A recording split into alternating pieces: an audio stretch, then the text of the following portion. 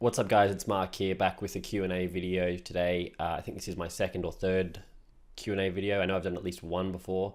And yeah, basically I'm just going to answer a bunch of your questions. I do get a lot of Instagram comments and messages and also comments on my YouTube channel from people asking questions. So I thought, what a good time to make a video and answer some of them. Alrighty, so the first question that I've got here from Instagram is, are you learning different types of alphabets or do you make your own letters? The answer to that question is yes for both. So I'm always trying to learn new stuff. And yes, I pretty much will always create my own letters. So anytime I'm doing work for a client or something like that, it's pretty much always going to be custom in some way, shape or form, so that it's unique to the project, because I want the client to have a logo or a design that is different to everything else that's out there. And it's also a bit harder for people to rip it off and copy it and stuff like that. So whether that means using a font and then customizing it and changing a bunch of the letter forms, or just drawing something by hand, I always try to keep it as custom as I can. On that note of learning different types of alphabets, I do still learn a lot of different types all the time. At the moment, I try to focus more on doing some more vintage stuff, because at the moment I do a lot of mono weight scripts and a lot of like sans serif stuff. But I want to start branching out and doing more vintage stuff, which is something that I used to learn a while back. I've actually been spending a lot of time trying to practice my illustration skills lately. I know that I focus mostly on custom type and lettering and stuff like that, which is awesome, and it feels like it is going pretty well, but I feel like my illustration skills are lacking, and I would love to be able to push more actual illustrations out with my work as well, because a lot of the time if I'm doing something for a client, like some branding, that they want custom type and monograms and stuff, which I can do really well, but then I'd love to be able to complement that with some cool illustrations. So if you look at my Instagram, you'll see that lately I've been drawing like birds and plants and some other weird stuff like that that's really different for me, just trying to push myself and make sure that I'm always learning and not getting too stale, pretty much. Next question I've got here is, best advice for someone who's not the best at lettering but wants to improve. So the best advice I could give you is really to practice a lot, which I know is really common advice, but put in a couple of hours every single day if you can, or at least every couple of days, so that it stays fresh and it has to be regular. The next advice I'd give you that's a bit more practical is trace some alphabets. Like, find something that you like find a really common sort of style that's a really good starting point. I'd recommend something like a font like Gotham Bold, for example, is the one that I used when I was learning.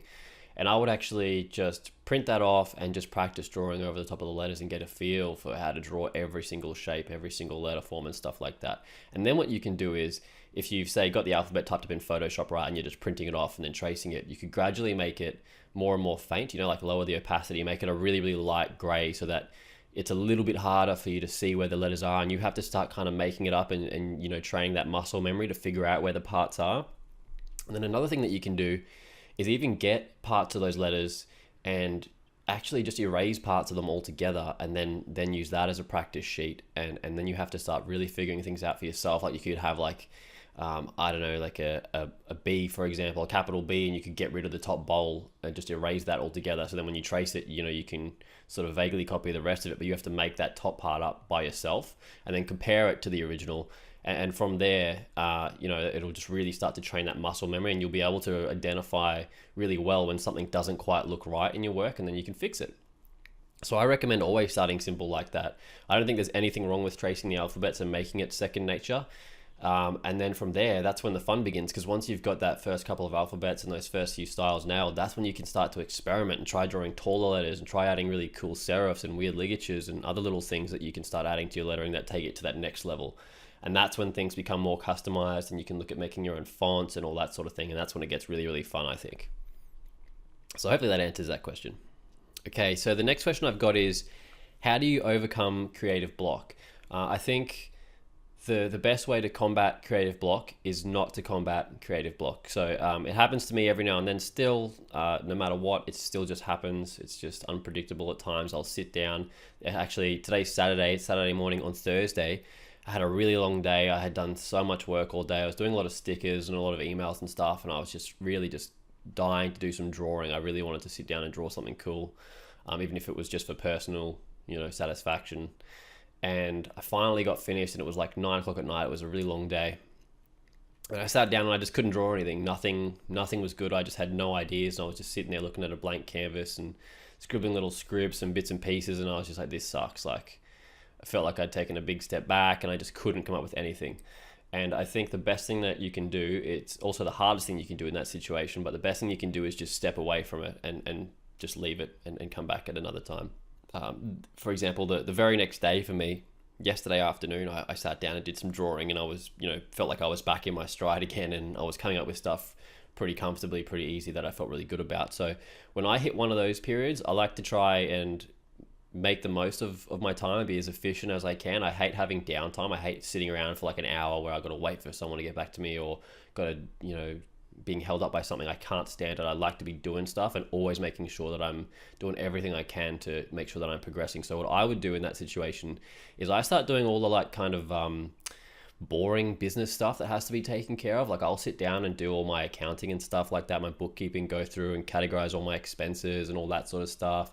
Might see if I've got some emails that I've been needing to reply to, or if I have to order some stock from a supplier or anything like that. I get all that sort of stuff out of the way and just relax and try not to get too frustrated by the creative block, because it's really, for me, it's one of the most frustrating experiences ever when I sit down and I want to draw something and I just can't come up with anything good. And I really start to get pretty grumpy with myself and just think like, what am I even doing? Why am I even doing this? And it's a slippery slope, so it's better to just avoid it, come back the next day and try again then. Lately as well, another thing that I do is if I do have some downtime and I have nothing else to do and I'm having a bit of a creative block, I like looking at other creatives and stuff like that. Not just looking at their work on Instagram, but looking at interviews and stuff like that. For example, just this morning, I was just on YouTube, I was just bored, and I saw an interview with Bobby Hundreds. I think it was a channel called Blueprint, and it was like a 40-minute interview or something about the whole story of the hundreds and how he started it. And I was like, this is really inspiring. Like, this makes me want to draw. It makes me feel creative. It gives me that energy. So, look at people that you look up to and who set a good example and stuff like that, and get inspired as well.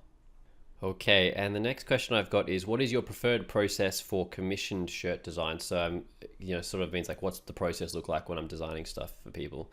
So the process for me when it comes to working on a shirt design for a client is it all starts with a discussion, the way that it should. We have a bit of a back and forth via email. We talk about the ideas, who the brand is, what it's going to get used for. Is it going to go on, obviously it says shirt design, but is it also going to go on hats and other stuff like that? All the different applications, because if it's going to go on the front of a hat, for example, it needs to be something that's really clearly visible at small sizes, and just stuff like that.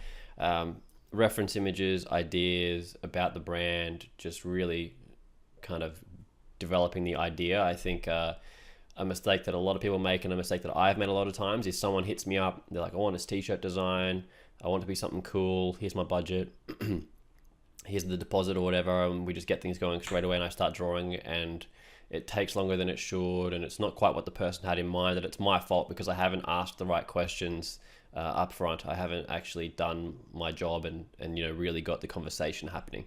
So basically what happens for me is have that conversation. We talk about the money as well, of course, and I always get a deposit. I make sure that I'm clear about the terms as well, how many revisions I'm going to do and all that kind of thing. So, and then from there, it's pretty much all about the rough sketches for me. So after we've had that chat and I've got the deposit, I'll usually open up Photoshop and do 4 or 5 really, really basic rough sketches. And that's really just about making sure that I've understood what the client wants and that I'm on the right track before I commit to, developing this fully finished design idea for the client, and they might not even like it. So by doing that, it means that, first of all, the whole process is shorter, because if I did a fully refined design straight away and sent it over to the client, they're like, no, that's not what I want. I have to go back and forth again, do it all over again and again until I get the right one. So that means that the process is longer and the client has to pay more. So by doing it in this way, I can keep the project smaller and charge the client less. And everyone's just generally happier.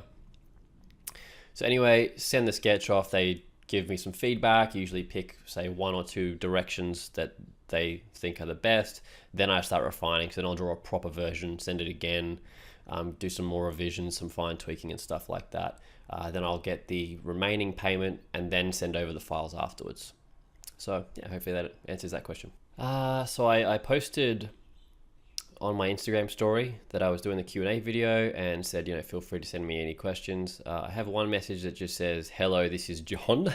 So, hello, John. I hope that answers your question. I tend to get a lot of other messages as well from people that just say things like, can you draw my name, or can you draw this for me for free? The answer to that question is always no. I can't afford to work for free. So if I sit there for 3 hours during my day and work on a design for you for free, then how can I turn around and then charge someone else money for that design? And first of all, I can't make money if, I'm doing work for free. So it's hard enough as it is to be a freelancer and to try and make a living off of this. So I hope you can understand that I don't work for free ever. There's a couple of scenarios where I do. Sometimes I do work for charities and non-profits and stuff, and I give them a discount, or in some cases do some work for free on top of the projects and stuff like that. But the general answer, if you ask me to do a design for free, will just be no, or I'll just delete the message. So please stop sending those, because I probably get 2 or 3 of those every single day now. And I used to reply and explain it and all that sort of stuff, but it just gets out of hand. So now I just decline the message, or just say, sorry, it's this much money. So anyhow, I think I've been rambling for a bit, and my voice still sounds a bit crappy from being sick for a couple of weeks, so I don't want to ramble. But I hope that answers some of your questions. If you have any more, by all means, guys, just ask in the comments. I actually quite enjoy making these videos. It's good to just sit down and talk about my ideas rather than drawing sometimes and stuff like that. So yeah, by all means, ask away, or send me an Instagram message or an email if you prefer, and I will try to include it in the next video. So if you enjoyed this, video, guys, please feel free to give it a thumbs up or subscribe to the channel. It'll be much appreciated. And yeah, enjoy your weekend, guys. I'll talk to you soon.